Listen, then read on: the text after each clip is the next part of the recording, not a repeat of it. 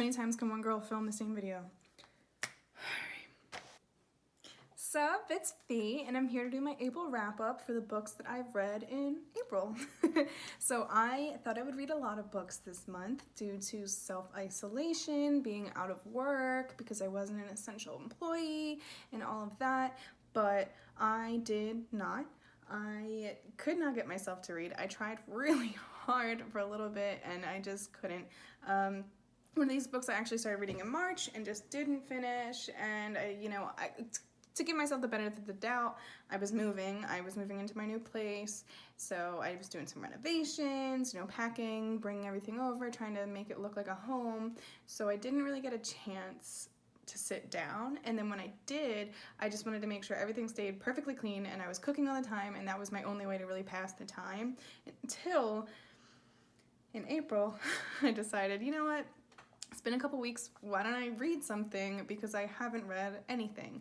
And I actually had two books that I had bought in March that I also still hadn't read, and then I had that book that I started in March that I didn't read yet, so I was like, okay, I have a list, let's read them. So, the first book that I read in April is The Night Country by Melissa Albert. So this is the second book after The Hazelwood by Melissa Albert. I gave this book 4 stars, although I kind of don't agree with that rating anymore. I kind of believe maybe it was a 3.5 stars. I'm still kind of going back and forth about it. But in the first book, The Hazelwood, we are introduced to Alice, and Alice is a high school girl who lives in New York City. She's friends with a kid named Ellery Finch from school, and she has lived like all over the US with just her and her mom, because she says that they're always trying to outrun bad luck. Also, Alice does not have any contact with the rest of her family. The only one she really knows of is her grandmother. Alice's grandmother actually wrote a fairy tale book, which her friend Ellery Finch is obsessed with. It's supposed to be pretty well known. There's forums about it. It's called Tales from the Hinterland, and it is extremely hard to find. You can't find it anywhere. Some people that do have it are like the luckiest, because there's nowhere to, it's not in any libraries, any bookstores, you can't find them online, anything. So you have to have already read it or like somehow own a copy, and it's just to read these stories. So the stories in the fairy tales are not your happy-go-lucky, everything has a happy ending fairy tale. It's more along the lines of like a Grimm's fairy tale, where it's very dark and dreary and sad, and there's monsters, the people aren't the best, but all of these stories involve characters that live in the hinterland.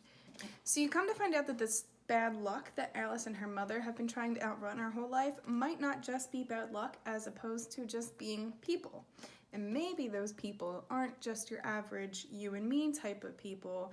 They're actually stories from her grandmother's storybook. So in that book, Alice and her friend Ellery are trying to kind of figure out what's going on into the hinterland and everything, and figure out what is going on at the Hazelwood, which is where her grandmother lives. And the first half of that book I did not really get into. I was reading it, it was very atmospheric because I was reading it in like October, but it wasn't very, fast-paced in the beginning. But then as soon as you hit the middle, everything happens at once, everything goes fast, and then I really enjoyed it. So I was excited for this book, because in this one, we're supposed to venture into other worlds, because if the hinterland is the real world, why shouldn't there be other worlds? And that is what I didn't like about this book.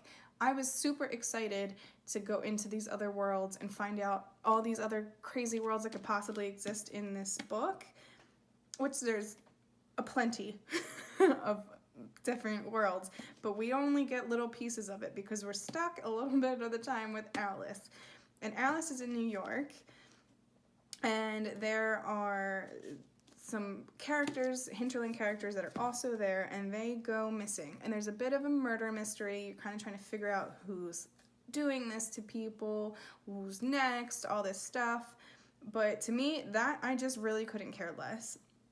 Not because I'm heartless, I hope, but because I just didn't feel like I had a connection with any of the characters that had gone missing. You know, they didn't seem very important to me. We didn't learn much about them. If I would have known more about these characters, then maybe I would have cared a little bit more about the murder mystery, but all I really cared about was seeing the other worlds, which those parts were very good. I also did like some of the stories that we got to read in this book, because in these books, every once in a while there's pages with these kinds of like outlines on them, and that's technically a story from a storybook.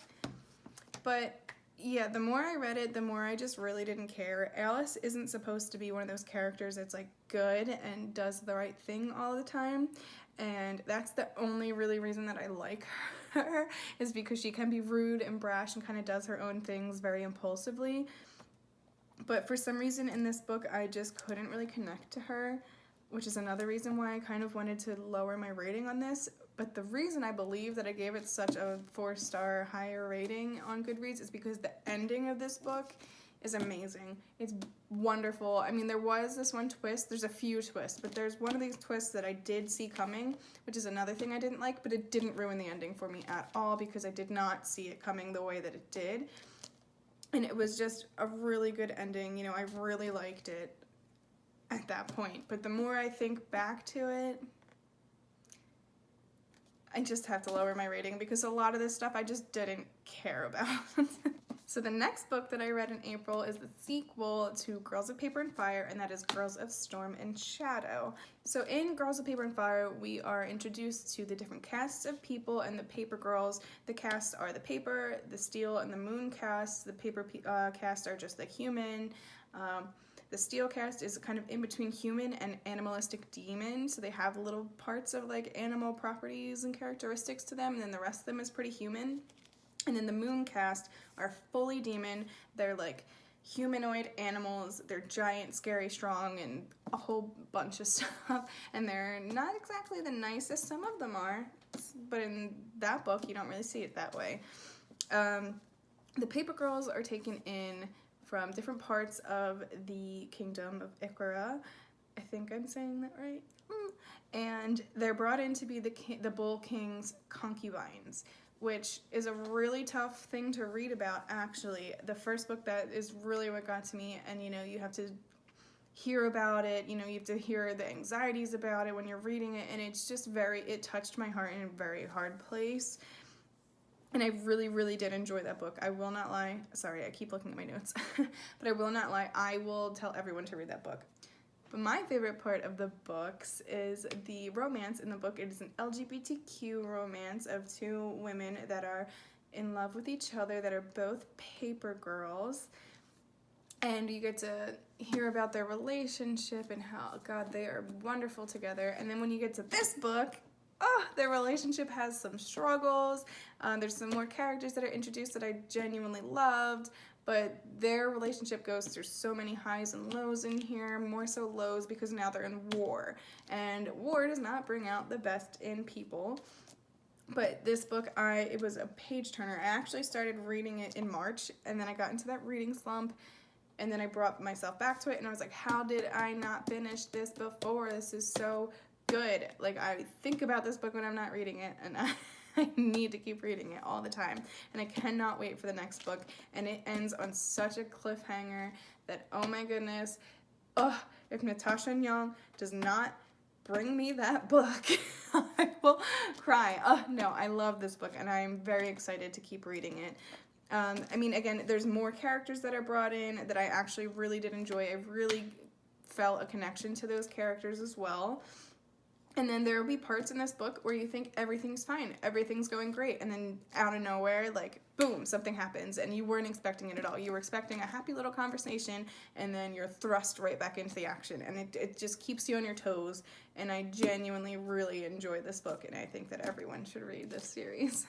So the next book that I read in April is actually a reread many times over. It's from my favorite book series of all times, which I believe is a lot of people's favorite book series as well. And let me say, it is a book series / movie series that I always have to have tea for. My entire life I've needed tea for this series. And that is the Harry Potter series. I reread the Harry Potter and the Deathly Hallows. I say Deathly Hallows usually. Who knows? I will say I understand that Harry Potter has its own issues in the, the way that they describe people, some of their things aren't the best in these books. But I did grow up with these books, and they will always have a very, very large piece of my soul connected to them. Also, the author, we all know. We don't exactly like the author anymore now, do we? But I gotta say, I will always read Harry Potter. I will always rewatch Harry Potter. My mom read Harry Potter to me as a kid as a bedtime story, and I continued to read the books by myself. I used to beg her to read 2 chapters a night instead of just 1. Like, the atmosphere of it, the whole world of it, it just brings me in, the magic, everything about this. It's just one of those things that I will always love. My mom, she brought me to the first Harry Potter movie with my sisters. I've seen almost all of them in theaters. Some of them I got, a little missed on. I've read these books multiple times, and every single time I still cry. In this book specifically, I cry my eyes out, like genuinely sobbing, uncontrollably disgusting, ugly cry. And even before this book, even before some of the books where I know what's going to happen to some of these characters, and they just get brought up in the book and you don't know yet that these things are going to happen to them, I still cry. I will cry just talking about them. I will cry looking at a stuffed animal. I'll cry looking at like a fan art. I will cry because they genuinely mean that much to me, and I know it makes me sound a little insane, but what can I say? This series has such a deep place in my heart, and I know a lot of other people agree with me on that. And I'm such a Potterhead. I'm a big nerd, and people will make fun of me and tell me, don't you read any other book series? I'm like, yes, I do, but I also keep rereading this one. 5 stars all around. I love it. It genuinely is a big piece of my life. What can I say? And so the 4th and final book that I read in April is The Kingdom by Jess Rothenberg. This book, oh my goodness, I read this book in one day.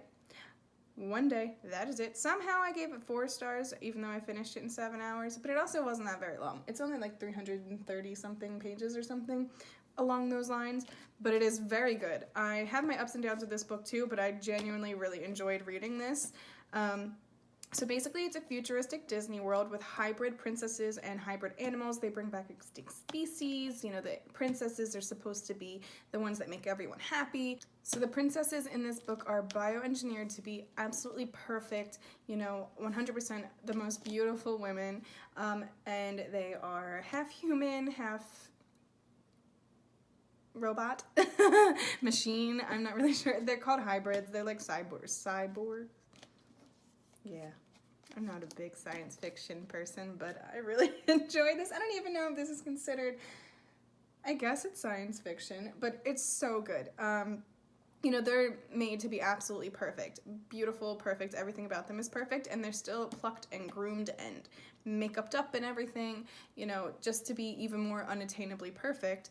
So it's supposed to be like a Disneyland, Disney World type scene with all the extinct species that they also have as hybrids and everything as that. And it's like they're supposed to make everyone's life better. They think that people come there and they risk everything to be there because the outside world is absolutely awful and they're the only thing that makes them happy, and that's their whole job. But also, they're not allowed to leave. They're told that they don't have real emotions. They're meant to be very smart and to learn a lot, but other people see them as just machines. And our main character, Anna, is also in the middle of a murder trial for half this book. It kind of goes between the murder trial and what led up to that. And she falls in love with a man at the park who is a maintenance worker. But they're trying to prove that she wasn't in love and that she you know, could she have possibly killed him? And you're still kind of trying to figure out how could he even get to that point as you're reading it. Did she kill him? Did she not? You're kind of left to like find that out the whole book. And it was really a great read. I read it so quick. The only issue I have with this is I didn't enjoy the romance part of it. You know, it didn't feel like a very developed romance. If I would have maybe had a little bit more of the book to work with, where they would, you know, become closer. You can genuinely see how it would get to this point. Maybe I would, you know, have liked it a little bit more. Also, I think I would have liked, because there's other princesses that are in the story, I would have liked to go into them a little bit more. Also, maybe the dad and the mom that they have, which are obviously people that work there, but they call them daddy and mom. Maybe if I learned a little bit more about them. I also think the mom was really underwritten. I think I would have really enjoyed to like learn more about her, because I don't really even know what she did. Also, for the murder trial, you know, I did enjoy it, but it was so weird to me because Anna, our main character, was so different in the murder trial than the parts that we're reading, but it makes sense because it starts out very happy, you know, I'm a princess and I love everything, and then it just gets darker and darker and darker, and I genuinely enjoyed that. I really liked the idea of, you know, there's these women, and it's honestly, the whole time I was reading it, I was getting so angry because of the misogynistic men, you know, the investors and everything that happens, and the people that just don't treat them right because they see them as like these weird hybrid things. They don't see them as human at all.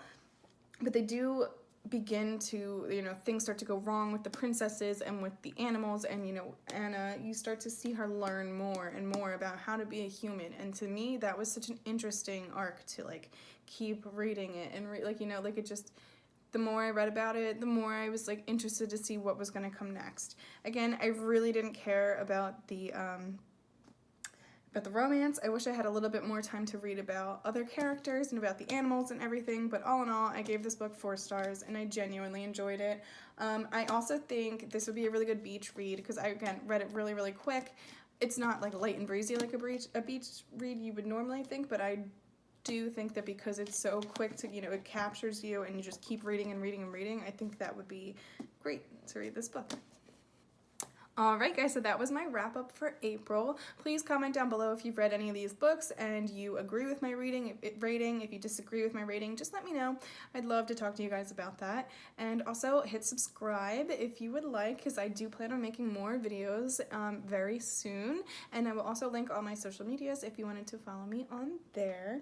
But that's all for today, and I will see you guys later. Thanks, bye!